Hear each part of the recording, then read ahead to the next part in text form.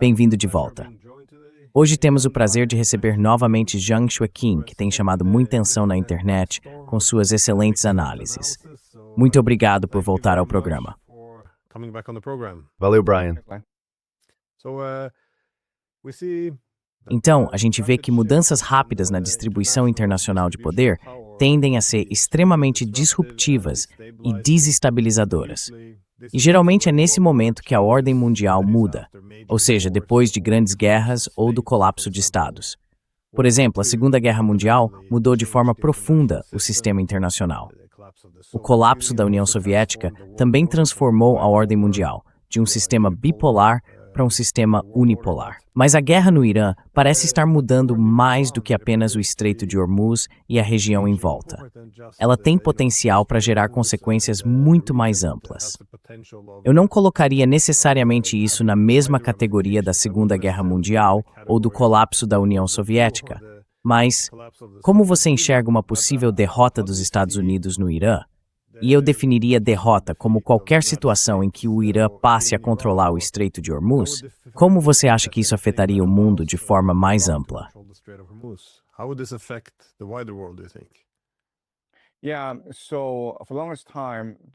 Pois é, por muito tempo o Golfo foi o principal motor da economia global. Basicamente, ele vendia petróleo bem barato em troca de dólares e depois reinvestia esse dinheiro na economia dos Estados Unidos. Então, se o Golfo fosse retirado da economia mundial, isso teria consequências enormes para todo mundo. Dizem que em 1 ou 2 meses, o mundo pode ficar sem reservas estratégicas de combustível, e isso vai deixar muitos aviões no chão. Mas o problema maior é que o Estreito de Hormuz fornece 1/3 do fertilizante usado no mundo, e agora é época de plantio em vários países. Então é bem possível que em 5 ou 6 meses a gente veja uma fome generalizada em várias partes do planeta, especialmente na África. As consequências geopolíticas do que está acontecendo no Estreito de Hormuz não podem ser subestimadas. E, infelizmente, o mundo não está nem um pouco preparado para os impactos econômicos e geopolíticos radicais do que está acontecendo agora.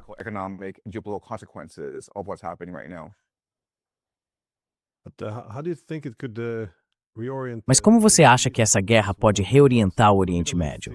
Porque, bem, o Oriente Médio parece, digamos, inerentemente instável, já que é um ponto central de energia. E como você disse, também é um centro de transporte essencial para atividades econômicas, seja de energia, fertilizantes ou qualquer tipo de comércio que passe por aquela região do mundo. E enquanto a região tiver atores fracos, ela vai continuar sendo dominada de fora. A gente parte do princípio de que isso leva a relações mais exploratórias. Se chegarmos a uma situação em que o Irã seja derrotado ou em que o Irã saia por cima, o que você acha que isso significaria para a estabilidade regional? Um Irã mais poderoso traria estabilidade ou deixaria a região ainda mais instável? Como você enxerga o impacto disso no Oriente Médio? Porque, como você mencionou, os países do Golfo têm um papel fundamental na economia internacional e, de certa forma, sempre estiveram sob a influência de Washington. Então, o que isso representa?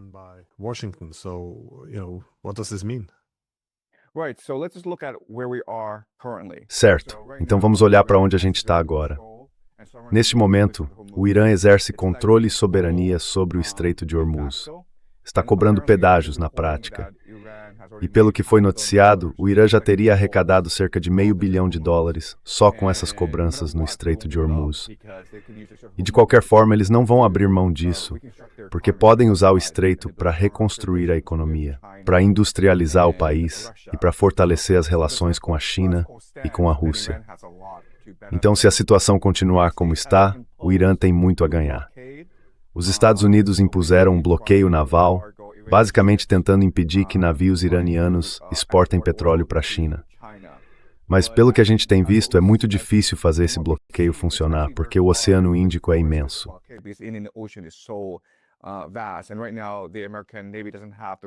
E neste momento, a Marinha Americana não tem recursos para impor um bloqueio total. Agora, quem está mais desesperado por uma guerra são os Emirados Árabes Unidos, porque perderam o controle sobre o comércio. Dubai é um centro muito importante de comércio e de finanças no Oriente Médio, e a reputação da cidade foi abalada. A única forma dos Emirados recuperarem essa imagem de porto seguro para o capital transnacional e para o comércio é eliminando de vez a ameaça iraniana. A Arábia Saudita está numa posição muito delicada, porque os iranianos controlam as rotas de viagem e, por meio de seus aliados, também controlam o Mar Vermelho. Então, do ponto de vista saudita, o Irã sempre vai representar uma ameaça de longo prazo. E Israel quer ver essa guerra continuar. Porém, tem a ambição de construir uma grande Israel.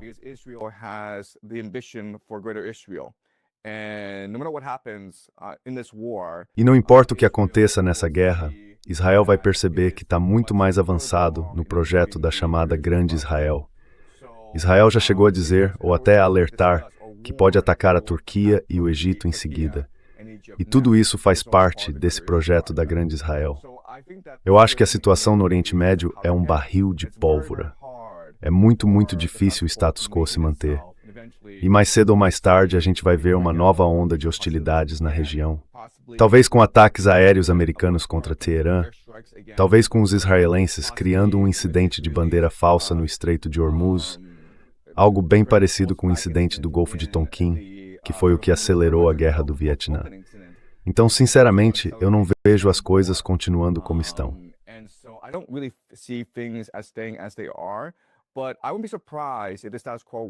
Mas eu não ficaria surpreso se as coisas continuassem do jeito que estão pelos próximos 3 a 5 meses. O motivo é que o Trump não quer ser visto como um perdedor. Ele precisa de algo para desviar a atenção das pessoas. E é bem possível que cheguem a um acordo provisório que não tem nada de sustentável. Aí o Trump muda o foco para Cuba. Hoje, os americanos impuseram um embargo a Cuba. Os cubanos não têm acesso a combustível, comida, nem água. E os americanos também indiciaram Raul Castro, que tem 92 anos. Ele já não faz mais parte do governo, mas eles querem julgá-lo mesmo assim.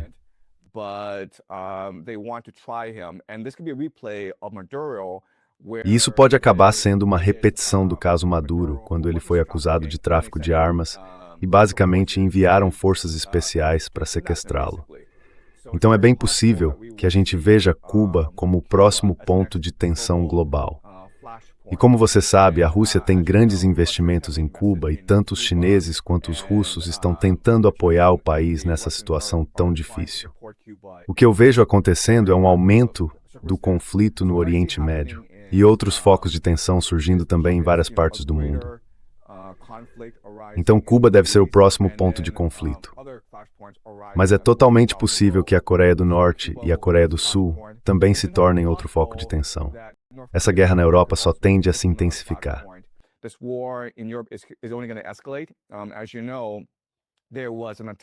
Como você sabe, houve um ataque a um dormitório estudantil em Luhansk, na Rússia, que matou pelo menos 6 estudantes. Putin ficou muito abalado.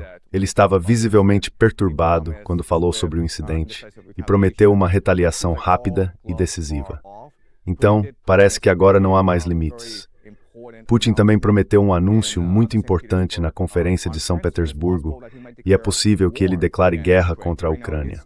No momento, é uma operação militar especial, mas se Putin declarar guerra, a Rússia passaria para um estado de guerra total.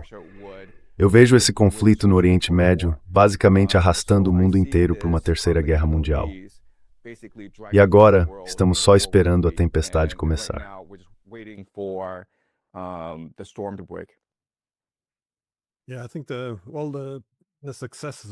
Eu acho que todos os sucessos dos Estados Unidos na Venezuela ajudaram a criar uma certa autoconfiança e a crença, pelo menos no caso do Trump, de que eles poderiam, digamos, repetir esse sucesso no Irã. Eu nunca entendi muito bem por quê, porque é um cenário de guerra completamente diferente. Mas eu concordo com você.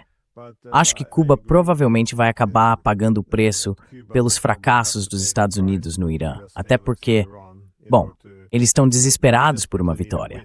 Pelo menos o Trump está agora. Mas você acha que os chineses e os russos interfeririam ou interviriam de forma significativa?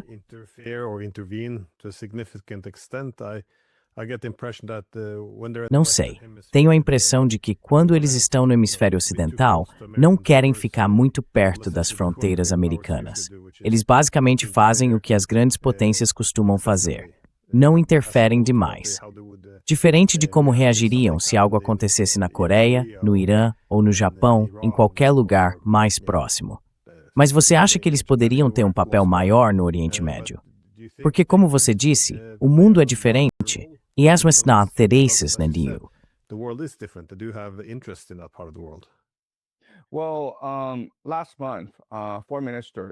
Bem, no mês passado, o ministro das Relações Exteriores do Irã, Araghchi, visitou tanto a Rússia quanto a China. E quando ele foi à Rússia, foi recebido pelo Putin. E o Putin deixou bem claro que a Rússia apoia o povo iraniano, que vai ficar ao lado do povo iraniano, e que os russos veem os americanos e os israelenses como os agressores nessa situação. Então eu acho que do ponto de vista do Putin, o Irã é fundamental para os interesses estratégicos da Rússia. E o que a gente deve ver é que se o Irã enfrentar dificuldades, a Rússia vai reforçar o Irã pelo Mar Cáspio. Então eu acredito que os laços entre a Rússia e o Irã são firmes. E veja, os países do Conselho de Cooperação do Golfo já disseram ao Putin e ao Lavrov e reclamaram que o Irã fechou suas rotas de comércio rebelde, o que está prejudicando muito as economias deles.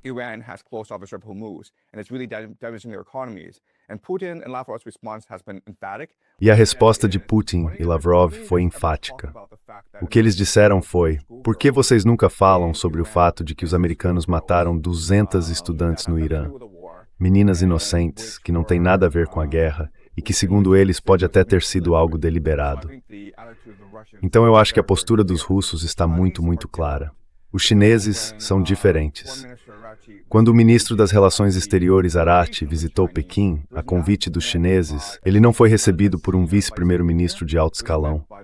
Ele foi recebido pelo ministro das Relações Exteriores, o seu equivalente, Wang Yi. E a posição de Wang Yi foi que a China busca a paz e um cessar-fogo no Oriente Médio para que o mundo possa voltar ao comércio global. Ou seja, a postura da China é neutra. Ela não está tomando partido. A China está tentando atuar como mediadora nesse assunto.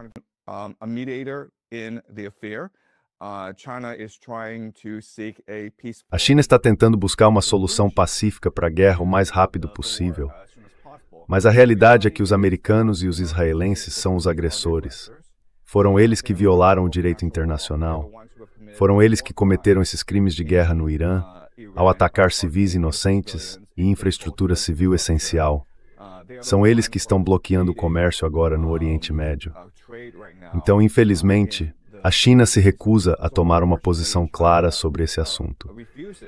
E por isso, as atitudes dessas duas nações são bem diferentes. Na minha opinião, o que pode acontecer é que a China talvez até assine um acordo com os Estados Unidos para comprar mais gás natural liquefeito americano, para compensar a perda do gás do Oriente Médio, especialmente do Catar. Essas duas nações enxergam o mundo de maneiras diferentes.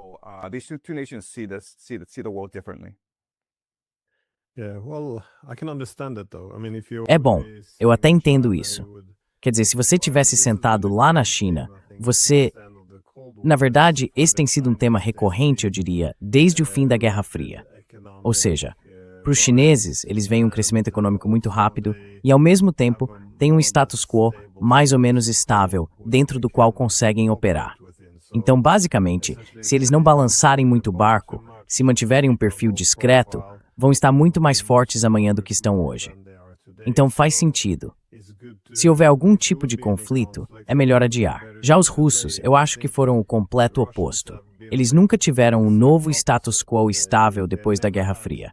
Ou seja, a OTAN continua avançando sobre as fronteiras deles.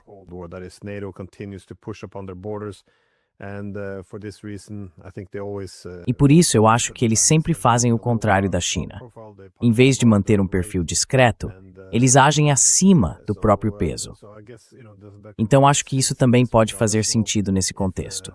Se a China acha melhor adiar qualquer tipo de confronto, mesmo que seja sobre Taiwan, seja o que for, a Rússia provavelmente vê a guerra com o Irã de forma parecida com a guerra contra a própria Rússia, como uma guerra de mudança de regime. Acho que britânicos e americanos deixaram isso bem claro já em 2022, que tirar o Putin do Kremlin era o principal objetivo. E claro, o dormitório que você mencionou em Lugansk tem algumas semelhanças com o assassinato daquelas estudantes no Irã. Pelo que eu vi, a única cobertura na mídia ocidental foi algo como Putin acusa a Ucrânia de atacar o dormitório.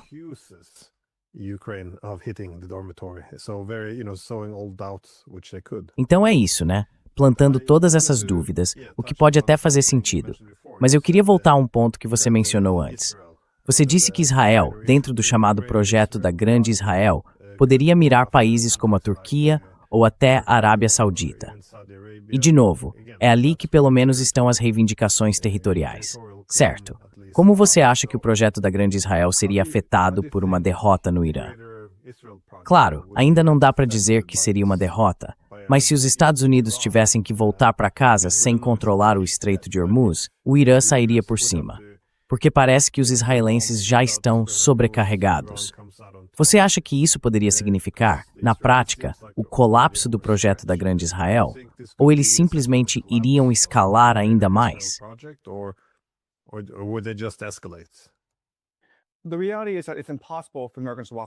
A verdade é que é impossível para os americanos simplesmente se retirarem, porque neste momento os americanos e os iranianos estão negociando.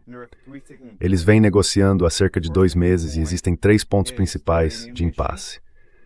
O primeiro é a questão do urânio. E aqui eu acho que os americanos podem ceder um pouco, desde que os iranianos concordem em manter o urânio, mas permitam a entrada de inspetores internacionais para garantir que ele seja usado só para fins civis, certo? Então, o primeiro ponto de impasse é o urânio. O segundo é o Estreito de Hormuz. Os iranianos, obviamente, querem o controle do Estreito de Hormuz para conseguir reparações por essa guerra que devastou o país. E nesse ponto, os americanos estariam dispostos a fazer uma concessão. Mas o terceiro ponto de impasse é o Líbano.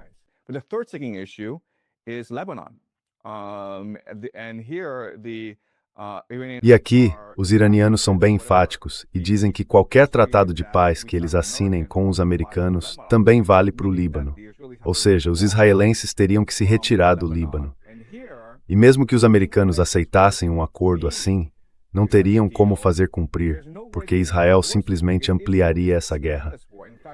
Na verdade, o que tem acontecido nos últimos dias é que Israel passou para a ofensiva no Líbano.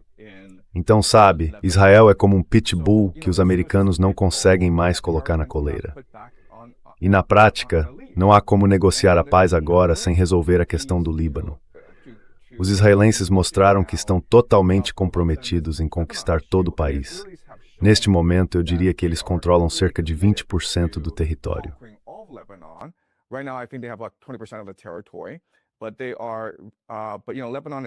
Mas o Líbano é uma parte muito importante do projeto da Grande Israel.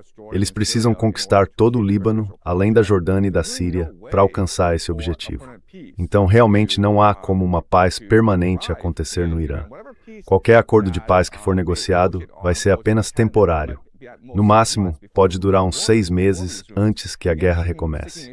E, de novo, o segundo ponto é o Líbano e o Hezbollah. Existem muitas formas de Israel continuar empurrando os Estados Unidos para dentro de conflitos no Oriente Médio. Infelizmente, como vimos na eleição de Thomas Massie, no Kentucky, o lobby sionista tem uma influência política enorme nos Estados Unidos. Eles investiram $30 milhões só para derrotar um deputado republicano, que na verdade nem tinha tanta relevância assim no Congresso. Era apenas uma pessoa.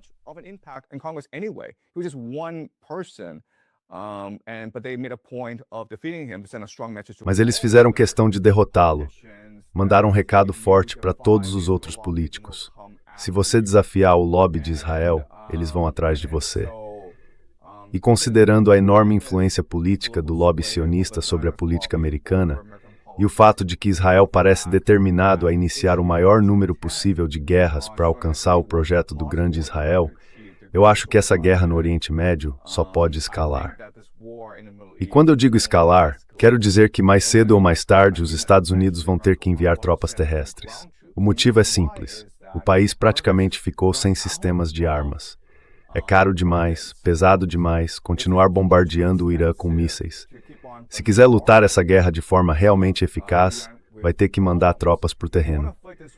E na minha visão, isso deve acontecer dentro de um ano.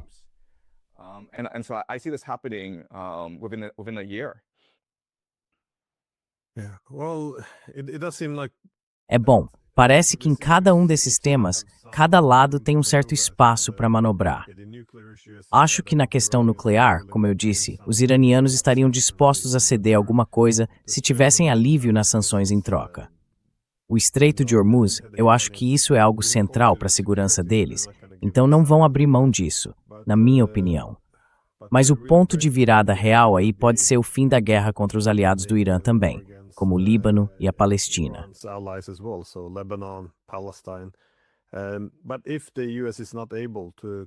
Mas se os Estados Unidos não conseguirem chegar a nenhum acordo, o que seria muito humilhante, é possível que na prática a guerra nunca acabe, mas os tiros parem. Quero dizer, porque agora, sempre que os Estados Unidos atacam algo no Irã, o Irã responde imediatamente. Isso seria um incentivo para os Estados Unidos não fazerem mais isso. Então, de novo, será que é possível que os dois lados simplesmente parem de atirar um no outro? Que o bloqueio americano seja cancelado de forma discreta, eles comecem a recuar um pouco e fiquem apenas tecnicamente em guerra, mas sem ninguém atirando? Será que essa poderia ser uma solução possível?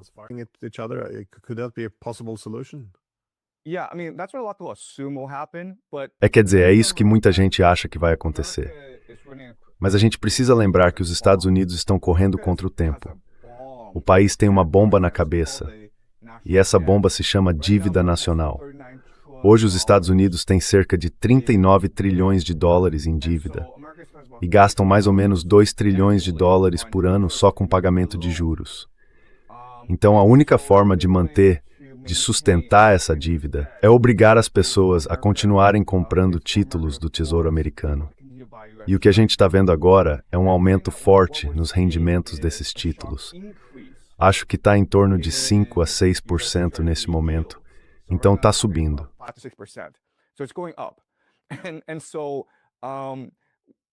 Então os Estados Unidos não podem se dar ao luxo de esperar. Porque se simplesmente esperarem, todo mundo vai começar a se desfazer dos títulos do Tesouro Americano. Agora mesmo o Japão e a China já estão vendendo esses títulos.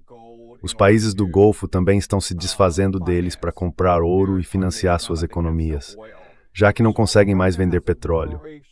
Ou seja, os Estados Unidos têm um prazo muito curto para encerrar essa guerra no Oriente Médio. Não podem esperar, porque se demorarem demais, toda a economia do país pode entrar em colapso. A gente não sabe os detalhes, mas sabe que é uma bomba relógio. But we do know that it's a ticking time bomb.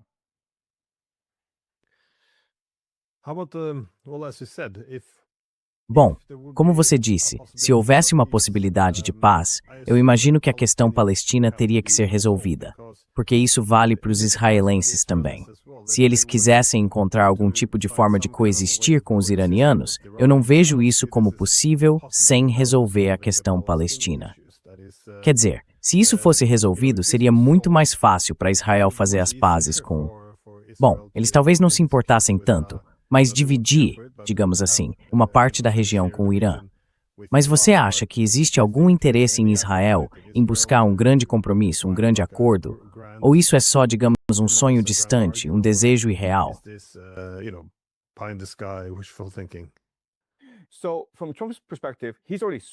Então, do ponto de vista do Trump, ele já resolveu a questão palestina, certo?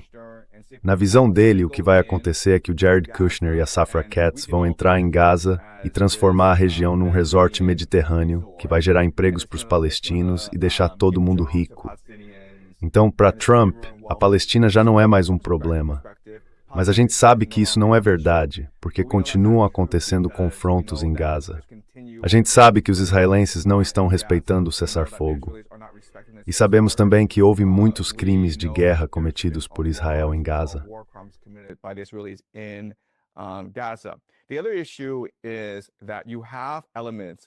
O outro problema é que existem elementos dentro do Estado de Israel com uma visão escatológica. Eles querem realizar o projeto do Grande Israel e querem purificar esse Grande Israel de todo o Amaleque. E isso inclui os palestinos. Há neste momento um fervor religioso voltado para o genocídio. E eu não vejo essas duas partes conseguindo chegar a um meio termo. De um lado, há quem pense de forma geopolítica, que quer ganhar dinheiro, Do outro, há quem pense de forma escatológica que quer ver o mundo se levantar contra Israel.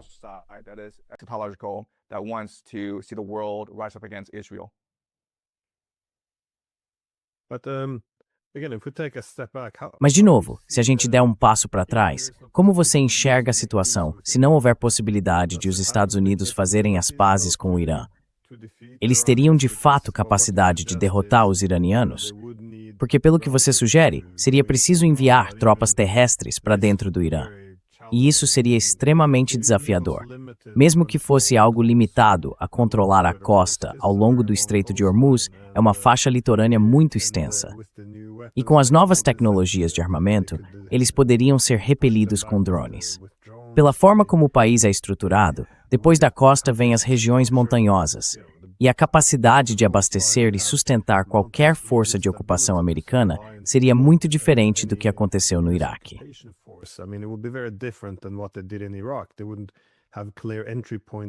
Eles também não teriam pontos claros de entrada. Imagino que viriam pelo mar.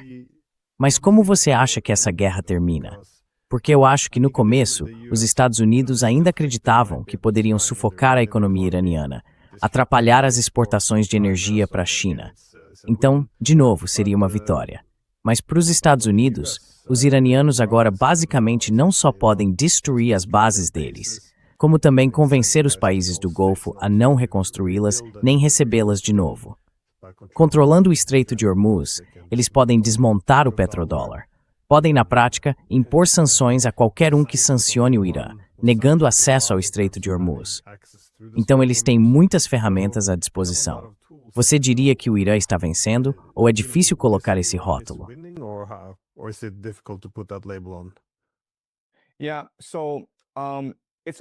Então, é impossível os Estados Unidos recuarem dessa guerra. E o motivo é a dívida nacional, 39 trilhões de dólares. O país precisa que o resto do mundo continue comprando títulos do Tesouro Americano para conseguir financiar essa dívida.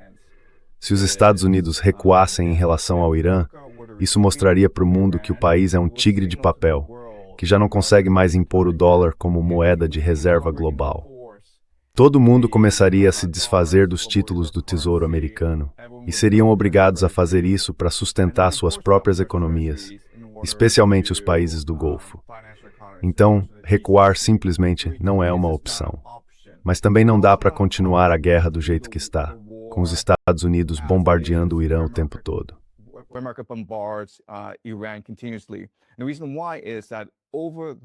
O motivo é que durante aquelas 6 semanas em que os Estados Unidos bombardearam o Irã sem parar, eles usaram o equivalente a cerca de 4 anos de munição. Então, o estoque deles ficou praticamente esgotado, certo? Por isso, não dá para continuar essa guerra aérea. Isso não leva a lugar nenhum. A única opção que sobra é, em algum momento, enviar tropas terrestres, fazer uma invasão por terra. Mas para isso acontecer, seria preciso um recrutamento nacional. Teriam que convocar, eu diria, pelo menos 500.000 de soldados e mandá-los para o Irã. E nesse cenário, talvez houvesse uma chance de vitória. Só que, para justificar um recrutamento nacional, os Estados Unidos precisariam de uma série de eventos que tornassem isso aceitável.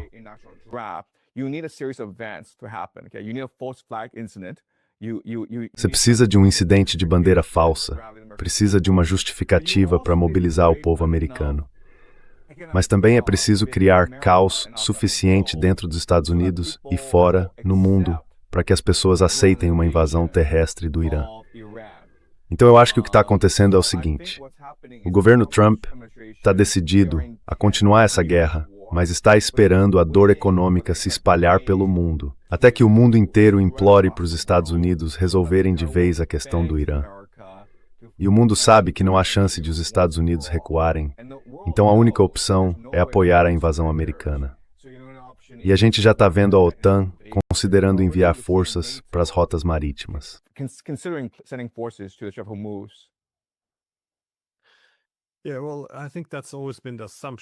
É bom, eu acho que essa sempre foi a suposição, especialmente na Europa, de que as únicas limitações dos Estados Unidos seriam a intenção e a disposição de agir. Porque existe essa ideia muito comum na Europa de que os americanos têm capacidades praticamente infinitas. Então, o que realmente impediria uma vitória seria apenas a decisão de se comprometer ou não com ela. Essa é meio que a lógica, não só em relação ao Irã, mas também, claro, à Rússia. Eles pensam que, se os Estados Unidos simplesmente decidirem derrotar os russos, isso vai acontecer. Mesmo que o Biden já tenha tentado fazer isso por vários anos. Mas sobre esse assunto, o que você acha? But on that topic, though, what do you see? Because I can see why the Iranian war. Porque eu entendo porque a guerra com o Irã não consegue chegar ao fim. Porque isso está virando mais uma daquelas guerras sem fim. Não pode haver outra assim. Não tem como recuar agora. Mas o que é que mantém a guerra na Ucrânia acontecendo? E também, como você vê a mudança na posição dos Estados Unidos? Porque agora eu vejo o Hegseth dizendo que a gente precisa continuar ajudando a Ucrânia. Eu não sei se isso é só discurso ou se, na verdade, os Estados Unidos não querem realmente encerrar a guerra. Talvez prefiram simplesmente transferir a responsabilidade para os europeus. Então, de novo, a pergunta mais direta seria: o que é que mantém essa guerra acontecendo? What is it that keeps the war going? I think it's self-delusion. Eu acho que isso é uma autoilusão. Do ponto de vista da elite europeia, eles acreditam que estão vencendo a guerra na Ucrânia. Então há comentários, há reportagens dizendo que os ucranianos conseguiram conter a ofensiva russa e que agora estão recuperando mais território. Mas, sinceramente, neste momento, os europeus vivem dentro de uma bolha elitista. E só entra nessa bolha quem apoia totalmente a guerra. Se você discorda, se tenta mostrar os fatos no terreno, por exemplo, que a Ucrânia já perdeu mais de 1 milhão de homens e que não tem recursos para sustentar essa guerra, você é excluído, passa a ser visto como traidor, como pessimista, e aí é simplesmente afastado.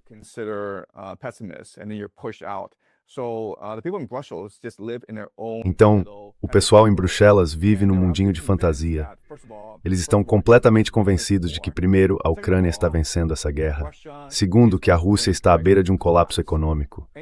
A qualquer momento, dizem eles, a Rússia vai desabar economicamente. E terceiro, que o Putin está praticamente nas últimas. Que a elite russa está tão irritada com essa guerra que está pronta para se voltar contra ele. Então, se a gente esperar só mais um dia, ou a elite russa vai derrubar o Putin, ou os ucranianos vão invadir a Crimeia, ou a economia russa vai colapsar. É só esperar mais um dia. E para ser bem sincero, quando a elite europeia cai nessa ilusão, é impossível convencê-los do contrário.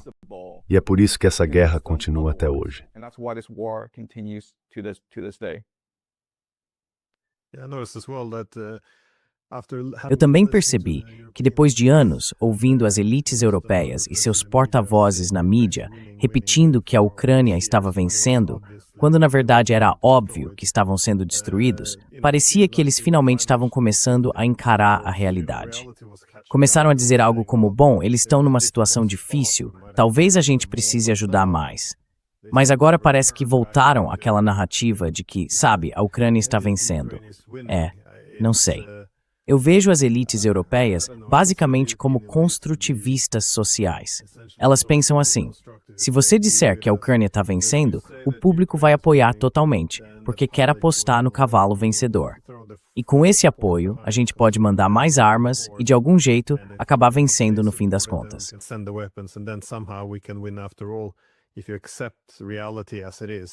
Se você aceita a realidade como ela é, que estamos perdendo, o público vai retirar o apoio, vai tentar reduzir o impacto dessa derrota, e aí o dinheiro some, e então a gente perde. Então eu acho que eles ideologicamente preferem construir a própria realidade. O problema é que dá para fazer isso só por um tempo, até bater de frente com a parede. Recentemente aconteceu uma coisa curiosa aqui no país. Um jornal escreveu sobre mim dizendo que, quando Glenn Jeezing afirma que o mundo é multipolar, isso dá legitimidade ao Putin, porque sugere que a Rússia é uma potência no mundo multipolar, e não apenas China e Estados Unidos. E por isso, não deveríamos chamar o mundo de multipolar, porque isso daria legitimidade à Rússia. Ou seja, somos obrigados a viver no mundo falso, um mundo de ilusão. Caso contrário, se você reconhece o mundo como ele realmente acaba dando legitimidade para os nossos inimigos. E, como é expulso da chamada cidade do cal. but it's But another point that's very important. Desculpe, mas outro ponto muito importante é que, para manter essa fantasia, eles estão dispostos a sacrificar tudo.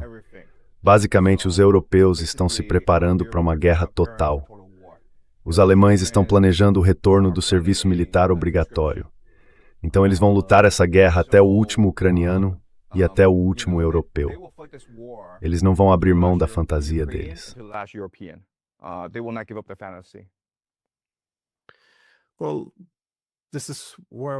Então, é aí que eu queria entender para onde você acha que isso vai. Porque a minha preocupação, o que eu venho dizendo há pelo menos uns 12 ou 13 anos, é que a gente não deveria seguir por esse caminho rumo a uma guerra com a Rússia. Isso é algo muito básico. Se você tenta empurrar a OTAN para dentro da Ucrânia, o meu argumento sempre foi que seria como se os russos se instalassem de novo no México. Nesse caso, o único resultado possível é a guerra. E, no fim das contas, a Ucrânia seria destruída, e a escalada forçaria a Rússia a reagir. De novo, se a Rússia vê isso como uma ameaça existencial, não há chance de ela recuar. Então, ou a gente vai para uma guerra nuclear, ou a gente derrota o país. Mas na sua visão, para onde essa guerra vai caminhar?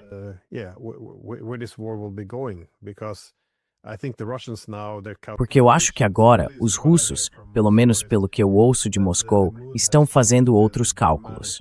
O clima mudou de forma bem drástica. Isso aconteceu depois que os europeus especialmente deixaram claro que têm a intenção, e agora também a ambição, de desenvolver capacidade militar para enfrentar a Rússia. E eles não poderiam ter sido mais diretos nessa linguagem. Sabe, não faz mais sentido fingir que tem medo de uma guerra direta, porque neste momento os europeus estão atacando a Rússia, e a Rússia não está revidando. Então a guerra já está acontecendo. O que ainda haveria para ser dissuadido? Os russos deveriam restabelecer a própria dissuasão. Pelo menos é isso que eu tenho ouvido. Como você vê essa situação? Para onde isso vai?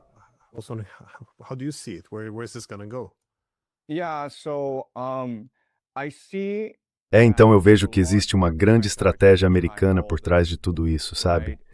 Por muito tempo, no mundo unipolar, os Estados Unidos garantiram paz e segurança para todo mundo. E foi isso que permitiu o comércio global e que criou um período de enorme paz e prosperidade. Só que agora, com uma dívida de 39 trilhões de dólares e com a economia americana praticamente esvaziada, porque eles, transformaram tudo em finanças e transferiram a indústria para a China. Os Estados Unidos não têm mais condições de garantir paz e segurança para o mundo. E o que eles querem fazer agora é empurrar o mundo para um estado de conflito constante.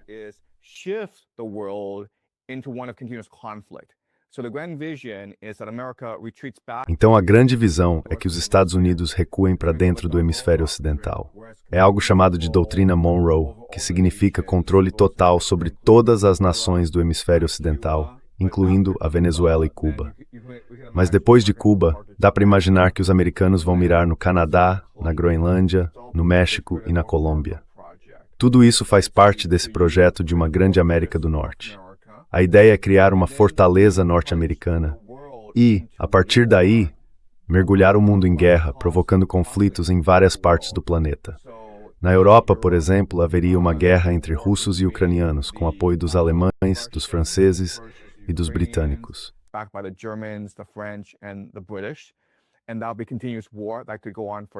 E essa vai ser uma guerra contínua, que pode durar décadas. E enquanto essa guerra estiver acontecendo, os Estados Unidos vão fornecer financiamento, armamentos e recursos para os europeus para garantir que eles lutem essa guerra até o último europeu. E ao fazer isso, os americanos conseguem sustentar a própria dívida nacional e ainda fazer a economia crescer. Na região do Indo-Pacífico, a gente está vendo a mesma coisa acontecer. O Fórum Shangri-La acabou de terminar em Singapura, e a China praticamente não participou. Quer dizer, a China mandou um representante, mas a China mesmo não estava lá. Peter Huxer estava, os japoneses estavam, os filipinos também estavam.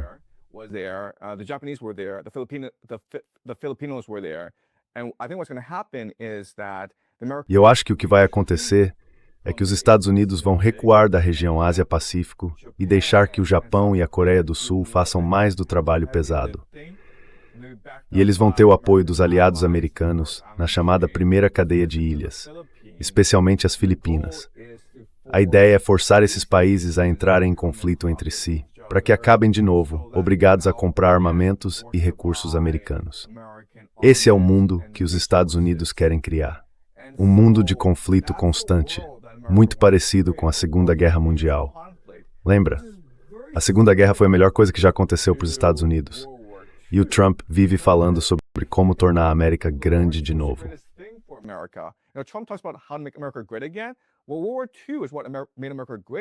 Bem, a Segunda Guerra Mundial foi o que tornou os Estados Unidos grandes, porque os europeus se esgotaram nos campos de batalha, e depois os japoneses também se esgotaram lutando na China. E aí, no final, os americanos chegaram, colocaram ordem na casa, conquistaram o mundo e estabeleceram a chamada Pax Americana. Então eu não ficaria surpreso se os estrategistas americanos estivessem planejando algo parecido agora, querendo empurrar o mundo de volta para uma terceira guerra mundial. Assim, os Estados Unidos ficariam de fora, poderiam reconstruir sua base industrial e, mais tarde, quando chegasse o momento certo, voltariam a conquistar o mundo e a estabelecer de novo a Pax Americana. Eu acho que essa é a grande estratégia por trás de tudo isso.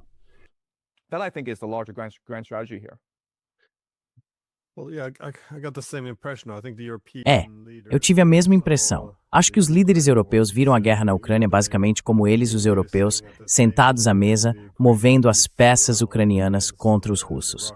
Acho que eles ainda não perceberam que o chamado Ocidente político já não existe como antes. Ou seja, agora os próprios europeus viraram peças nesse tabuleiro. E essa ideia de lutar até o último ucraniano vai acabar virando lutar até o último europeu. Então, eu acho que eles também não se deram conta de que são, na prática, representantes dos interesses dos Estados Unidos.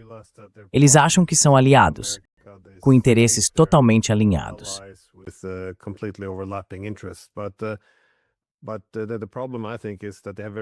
Mas o problema, eu acho, é que eles têm expectativas muito equivocadas, porque olham para os últimos 4 anos.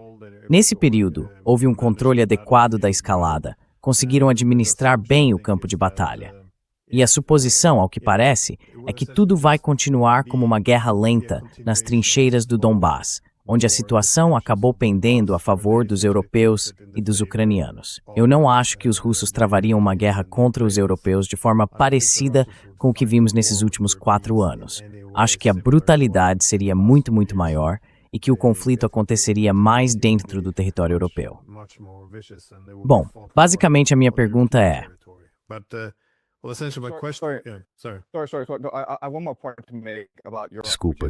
Desculpa. Eu tenho mais um ponto para fazer sobre a Europa. É que agora, a Europa está sendo controlada por burocratas. Eles não são líderes, não são visionários, não são pessoas que prestam contas ao povo. São só burocratas. Ou seja, vivem num mundo de fantasia, se recusam a assumir responsabilidade pelos próprios atos e fingem que a realidade não existe. O que eles estão realmente tentando fazer é evitar levar a culpa pela derrota do projeto Ucrânia. Estão só tentando empurrar o problema para frente. Querem prolongar essa guerra o máximo possível para depois se aposentar com boas pensões e deixar os problemas para os sucessores. Esses não são líderes competentes, são apenas burocratas preguiçosos.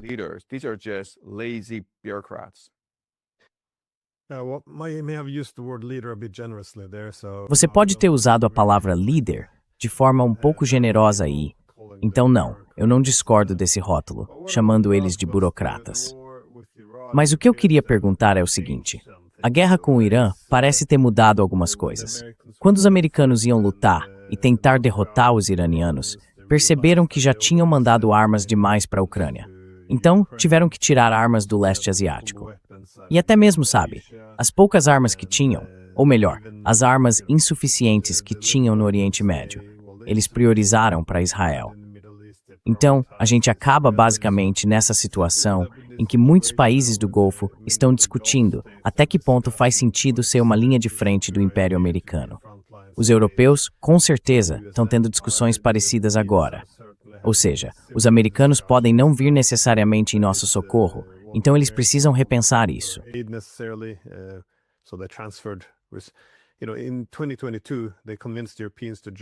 Em 2022, eles convenceram os europeus a entrar nessa guerra. E agora estão terceirizando o conflito para os europeus, enquanto basicamente se afastam de toda a cooperação dentro da OTAN. Então acho que eles também aprenderam essa lição. E no leste asiático, especialmente na Coreia do Sul, essas discussões também estão acontecendo. Por que a gente iria transformar a China em inimiga? E se algo der errado, até que ponto os americanos realmente conseguiriam nos proteger? Parece que o sistema de alianças dos Estados Unidos pode enfraquecer. A ideia de repetir a Segunda Guerra Mundial desse jeito, construir uma fortaleza América e deixar o resto pegar fogo, não me parece algo viável. Então, acho que essa é a minha pergunta. Você vê isso como algo possível ou como uma receita para um suicídio bem desastroso?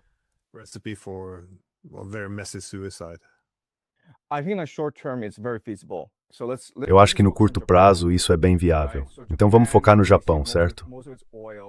O Japão recebe a maior parte do seu petróleo pelo Estreito de Hormuz, e o país tem pouquíssimos recursos.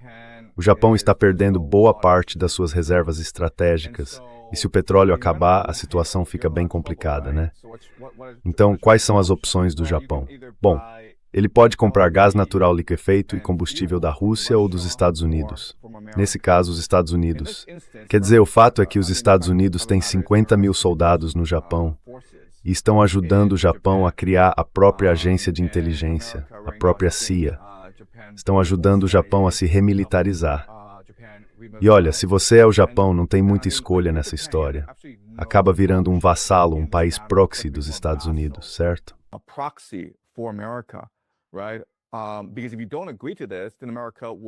Porque, se você não aceitar isso, os Estados Unidos simplesmente vão te bloquear. Quer dizer, você já está perdendo todo aquele petróleo do Estreito de Hormuz. E se os Estados Unidos se recusarem a te financiar, se recusarem a te fornecer recursos, então sua economia vai estar completamente arruinada. Então, infelizmente, o Japão não tem absolutamente nenhuma escolha a não ser servir como um representante dos Estados Unidos e fazer o que os Estados Unidos mandam. Esse é o primeiro ponto. O segundo é que a China sempre foi hostil em relação ao Japão. Então, se os Estados Unidos se retirassem da região, é bem possível que a China começasse a bloquear o Japão, porque a China tem uma capacidade enorme de construir navios. Ou seja, existem todos esses fatores históricos, geopolíticos e econômicos na região que os Estados Unidos podem explorar a seu favor.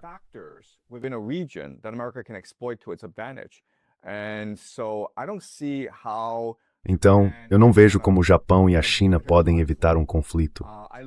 Eu moro na China e posso dizer que a retórica aumentou muito nos últimos 6 meses, especialmente depois que o primeiro-ministro Kishida disse que Taiwan é parte central dos interesses estratégicos do Japão. No ano passado, milhões de turistas chineses foram ao Japão. Agora, quase não há mais. E a China chegou a discutir a possibilidade de fechar o espaço aéreo para as companhias aéreas japonesas. Isso seria uma grande escalada. Então, mais uma vez, infelizmente, mesmo que os Estados Unidos ajam como um valentão, a maior parte do mundo está tão presa em seus próprios conflitos regionais que acaba não se importando tanto assim.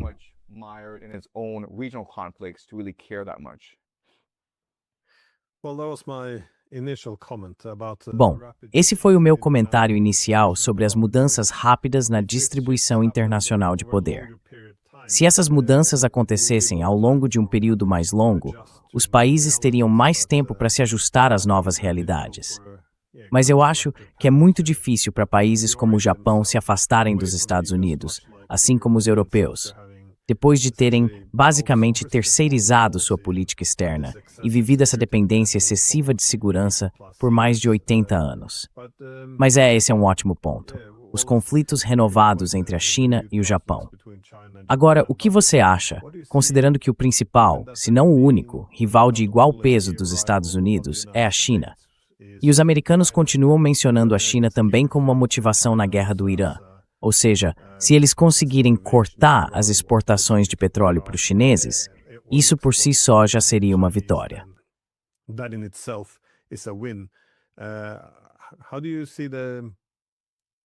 Como você vê a sustentabilidade de Taiwan, essa situação atual de Taiwan, do jeito que está hoje? Porque, como eu disse antes, a China, na minha opinião, tem um interesse claro. Se tiver que haver um conflito militar, é melhor que aconteça amanhã, já que a China vai estar em uma posição mais favorável. Os Estados Unidos pensam o contrário. Ou seja, se o país está com uma dívida de 39 trilhões e a China se fortalecendo a cada dia, é melhor que esse conflito aconteça agora, ou pelo menos começar a minar a soberania de Taiwan. Não, desculpe, não a soberania de Taiwan, a soberania da China e toda a política de uma só China. Então, em outras palavras, o status quo já não parece muito sustentável. E Taiwan teve um papel fundamental tanto na era bipolar quanto na unipolar, no sentido de conter a China. Mas como você vê isso evoluindo daqui para frente? Você acha que isso pode virar um ponto de tensão nos próximos anos?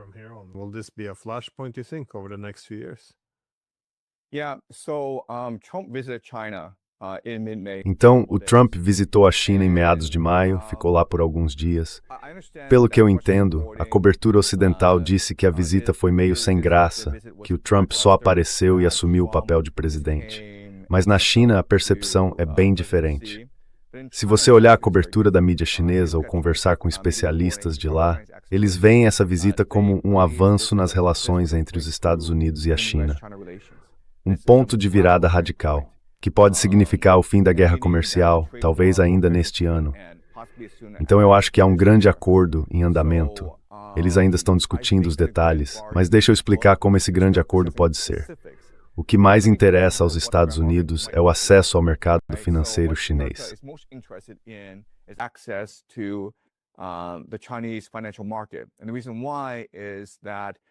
E o motivo é que os chineses poupam cerca de 40% da renda deles.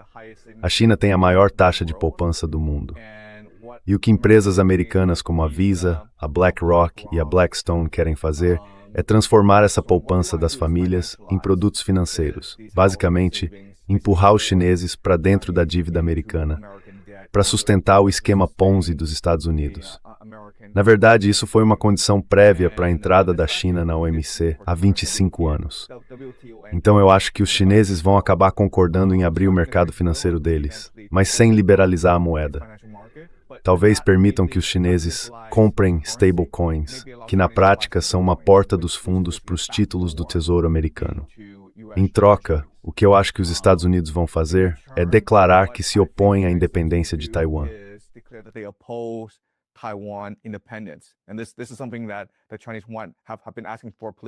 E isso é algo que os chineses vêm pedindo politicamente há muito tempo.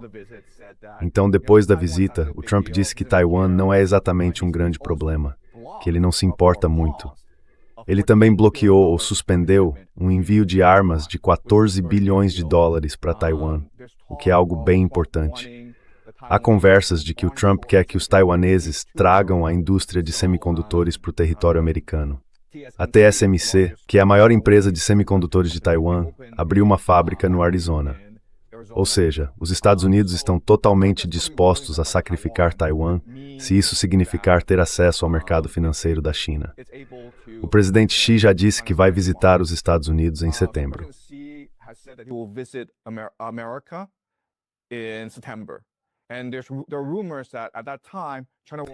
E tem rumores de que nessa época, a China vai anunciar um investimento de trilhões de dólares na indústria americana.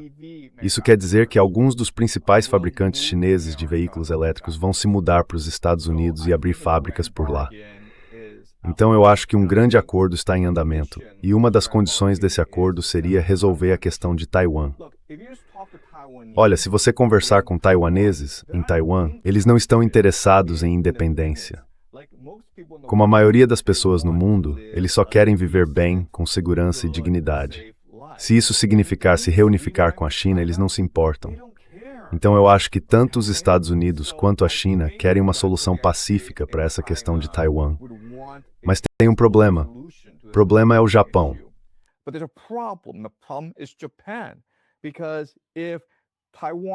Porque, se Taiwan se reunificasse com a China passaria a ter acesso direto ao Oceano Pacífico.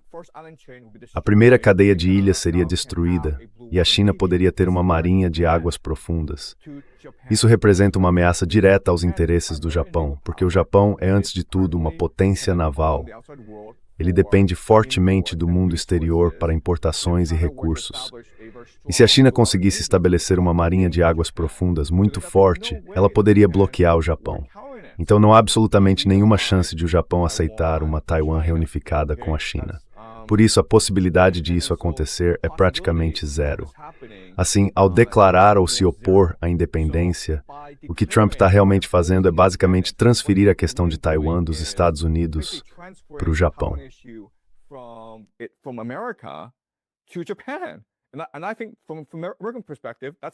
E eu acho que, do ponto de vista americano, isso é algo muito bom e muito estratégico de se fazer. Então, na minha opinião, Taiwan não é um ponto de tensão. O verdadeiro ponto de tensão é a Coreia do Norte. Diante do caos geopolítico atual, o que a Coreia do Norte poderia facilmente fazer é ameaçar o Japão e a Coreia do Sul. Muita gente não sabe disso, mas Seul está dentro do alcance da artilharia norte-coreana. Ou seja, tudo o que a Coreia do Norte precisa fazer é posicionar sua artilharia na fronteira e ameaçar Seul. E em cerca de um dia, poderia arrasar a cidade. E é lá que vive a maior parte da população coreana. Por isso, eu acredito que o próximo ponto de tensão será a Coreia do Norte, e não Taiwan.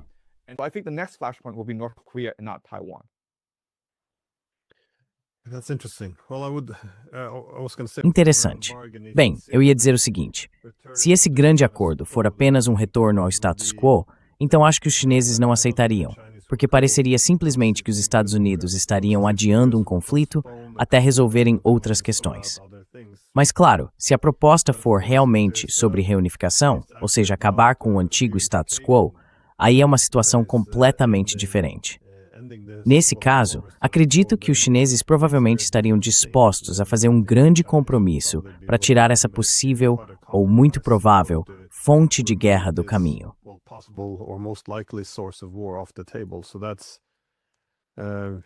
Então, sim, seria interessante se isso realmente pudesse ser alcançado. E eu acho que muita gente nos Estados Unidos, embora isso possa parecer absurdo para muitos depois de mais de 30 anos vivendo numa era hegemônica, começa a se perguntar até que ponto o país realmente conseguiria proteger Taiwan se um conflito estourasse. Mas a minha última pergunta é: como você avalia o desenvolvimento, digamos, dessa possível crise de legitimidade no Ocidente? Você já mencionou que muitos líderes europeus agem mais como burocratas, mas parece que isso não se limita à Europa, e sim ao Ocidente político de forma mais ampla.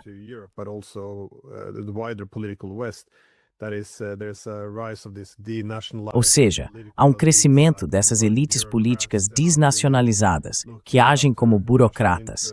Elas não estão realmente cuidando dos interesses nacionais. Existem diplomatas, nossos principais diplomatas, que já não acreditam mais na diplomacia, especialmente com a Rússia. Temos, por exemplo, a chefe de política externa da União Europeia dizendo que não acha necessário conversar com a Rússia. Na mídia, há jornalistas que agem mais como guerreiros da informação. E, como você disse, eles voltaram a criar narrativas. A Ucrânia está vencendo, o Irã foi derrotado, e qualquer um que questione essa narrativa acaba sendo difamado, censurado ou cancelado.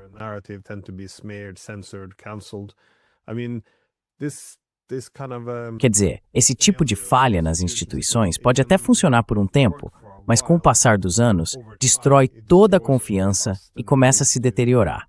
Como você explica isso? Ou como você enxerga para onde isso está indo? Porque em algum momento teria que haver uma correção.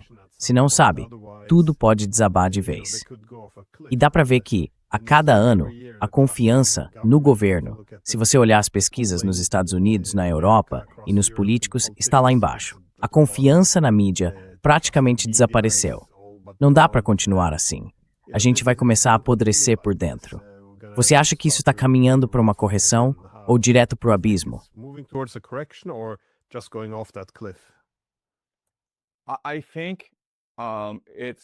Eu acho que estamos indo direto para o abismo.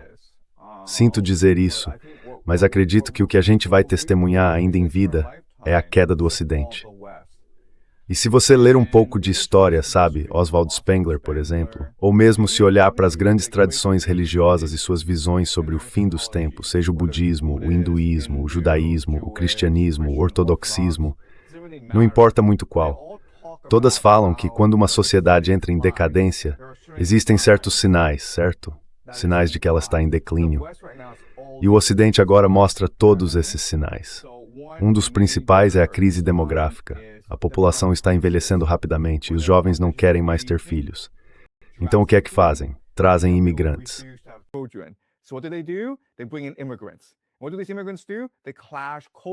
O que esses imigrantes fazem? Eles entram em choque cultural com a população local. É exatamente isso que estamos vendo no Ocidente agora. Você tem essa geração de baby boomers que se recusa a morrer, que absorveu todos os recursos, que detém todo o poder político. E os jovens se recusam a participar da economia, se recusam a ter filhos. Então trazem milhões de imigrantes, tanto legalmente pelo sistema de vistos H-1B, quanto ilegalmente. Mas isso está causando um enorme conflito social em toda a sociedade. E, infelizmente, isso é um sinal de uma sociedade em declínio. Esse é o primeiro sinal, uma crise demográfica. O segundo é a financiarização, que significa que a sociedade já não produz mais nada.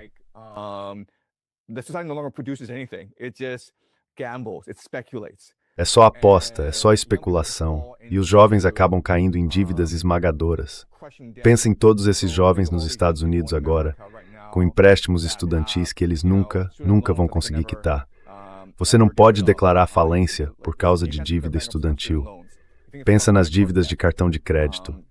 Metade dos americanos não tem acesso a $500 para uma emergência. Então a financiarização, esse é o segundo sinal. O terceiro sinal é a decadência moral, quando já não existe mais um verdadeiro senso de certo e errado na sociedade ocidental. Tudo gira em torno do lucro. Tudo é seguir regras. As pessoas não podem mais usar o bom senso. A gente vive uma ditadura enorme acontecendo.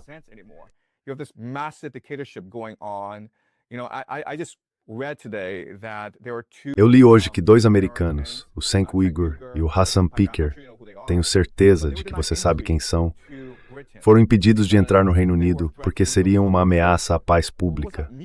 O que isso quer dizer exatamente, uma ameaça à paz pública? Agora nem se pode mais falar o que pensa.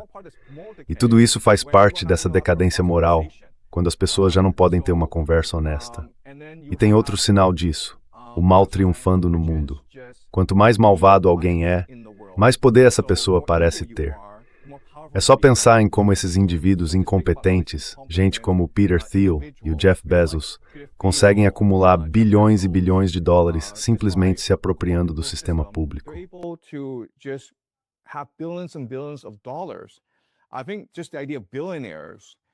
Eu acho que só a ideia de existirem bilionários já é absurda.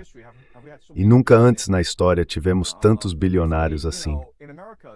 Basicamente, nos Estados Unidos, 10 bilionários têm tanto dinheiro quanto os 50% mais pobres da população. É impressionante pensar nisso.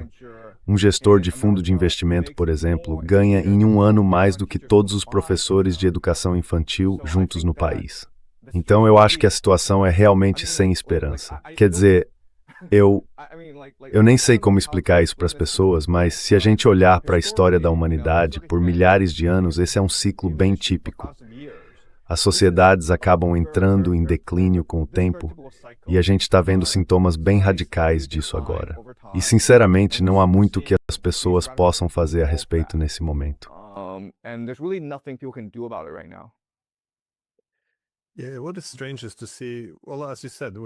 O mais estranho de ver é que, como você disse, com essa concentração de riqueza e a financiarização dos mercados, ou melhor, da economia, deveria ser óbvio que não dá para estruturar uma sociedade humana desse jeito, com esse nível de concentração de riqueza.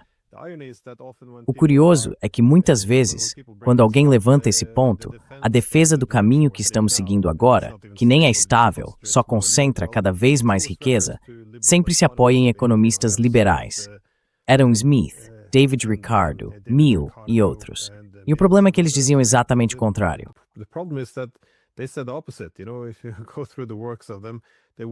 Se você olhar os trabalhos deles, especialmente do Ricardo, ele reconheceu que com as inovações tecnológicas haveria uma concentração maior de capital nas mãos dos donos do capital. Com o tempo, isso se afastaria do trabalho. E isso poderia ser algo disruptivo. Então, não estamos falando de Karl Marx aqui. Era simplesmente bom senso. As pessoas entendiam isso. Elas entendiam o problema da busca por renda, e é por isso que John Stuart Mill, ou Smith, ou Ricardo não celebravam esse tipo de comportamento das elites financeiras. Mas hoje a gente vê, basicamente, os nomes deles sendo usados para legitimar exatamente aquilo contra o que eles alertaram. Então há muita decadência por todos os lados. Certo? Right. But remember that Mas lembre que durante a maior parte da história da humanidade, a maioria das sociedades proibia a usura, certo? E existe um motivo para isso. there's a reason why they did that. Certo.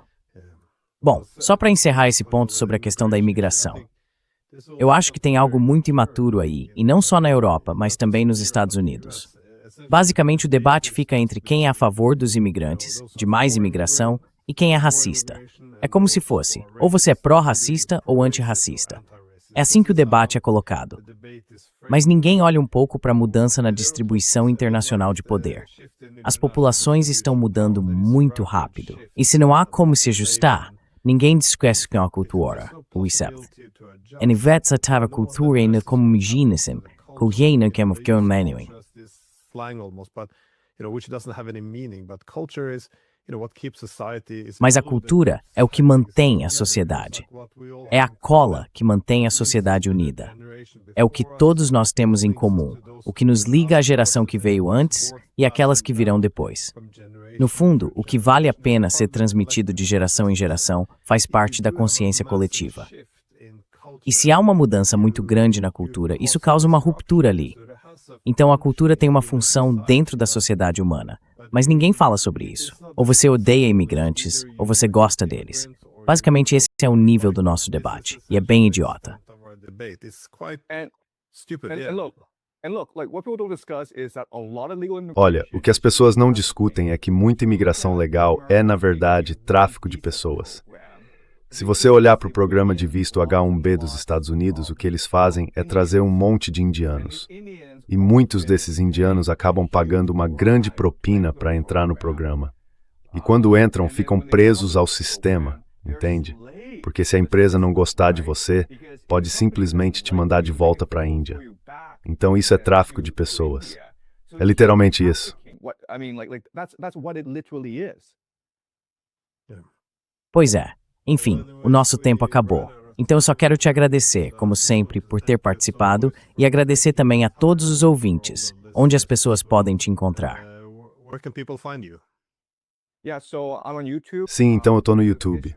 O nome do meu canal é Predictive History. Eu também tenho um Substack, onde eu entro em mais detalhes sobre minhas análises geopolíticas. É predictivehistory.substack.com. Substack.com. Excelente. Bom, eu vou deixar um link na descrição. And E mais uma vez, muito obrigado. Valeu. Thank you.